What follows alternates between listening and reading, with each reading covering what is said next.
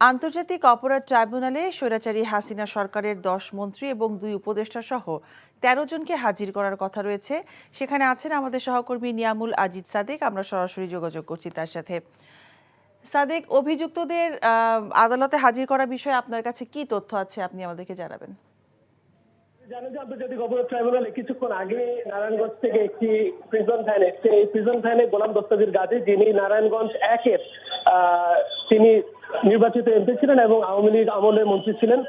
আর এই ট্রাইব্যুনালে আপনি নিশ্চয়ই জানেন যে ১৬ জনকে মূলত আওয়ামী লীগের এমপি, প্রতিমন্ত্রী এবং বিভিন্ন পর্যায়ের গুরুত্বপূর্ণ ব্যক্তিদের নিয়ে আসা হয়েছে। এর ভিতরে একজন সচিব রয়েছেন কিছুদিন আগে যিনি স্বরাষ্ট্র মন্ত্রণালয়ের দায়িত্ব ছিলেন। তার পাশাপাশি আওয়ামী লীগের যে হেভিওয়েট যে নেতারা রয়েছে, বিশেষ করে সালমান এফ রহমান, বিশেষ করে আনিসুল হক যিনি সাবেক আইনমন্ত্রী ছিলেন, তার পাশাপাশি আওয়ামী লীগের জুনায়েদ আহমেদ পলক থেকে শুরু করে ১৬ জন আসামিকে এখানে নিয়ে আসার কথা। এর ভিতরে আপনি জানেন যে মাত্র গত প্রথম শুনানি হয়েছে। সেই প্রথম শুনানিতে আমরা দেখেছি যে ১৩ জনকে হাজির করা হয়েছে, ৩ জনকে হাজির করা হয়নি।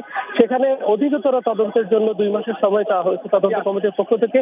পরবর্তীতে আমরা দেখেছি যে ১ মাসের সময় তাদেরকে বর্ধিত করা হয়েছে এবং বলা হয়েছে যে অধিকতর যে তদন্তগুলো করা হচ্ছে তাদের বিরুদ্ধে, বিশেষ করে আন্তর্জাতিক অপরাধ ট্রাইব্যুনালে জুলাই বিপ্লবের সময় যে গণহত্যার যে ঘটনাগুলো ঘটেছে, সেই ঘটনাগুলোতে তাদের সুপিরিয়র রেসপন্সিবিলিটি কমান্ড বা তাদের নির্দেশে যে ঘটনাগুলো ঘটেছে বা তাদের পরিকল্পনায় যে ঘটনাগুলো ঘটেছে, এই ঘটনাগুলোকে সন্দেহাতীত ভাবে প্রমাণ করার জন্য যেই উপাদানগুলো প্রয়োজন, সেই উপাদানগুলো সংগ্রহ করার জন্য এবং তাদের যে সংশ্লিষ্টতা রয়েছে, তারা যে বিভিন্ন জায়গায় যদিও আমরা দেখেছি বিভিন্ন সময় দালিলিক যে প্রমাণগুলো রয়েছে, সেই প্রমাণগুলোকেই গোছানো ভাবে সংঘবদ্ধভাবে আদালতের কাছে হাজির করার জন্য বলা হচ্ছিল এবং তারই প্রেক্ষিতে তারা ২ মাসের সময় চান এবং ১ মাসের সময় দেওয়া হয়েছিল এবং ১ মাসের সময়ের পরবর্তীতে আমরা দেখেছি যে আজকে তাদেরকে হাজির করা হয়েছে। গত মাসের ১৮ তারিখে তাদেরকে হাজির করা হয়েছে, আজকে ১৭ তারিখ তাদেরকে এখানে হাজির করা হচ্ছে। প্রথম একজন আসামি এখানে মাত্র এসেছেন।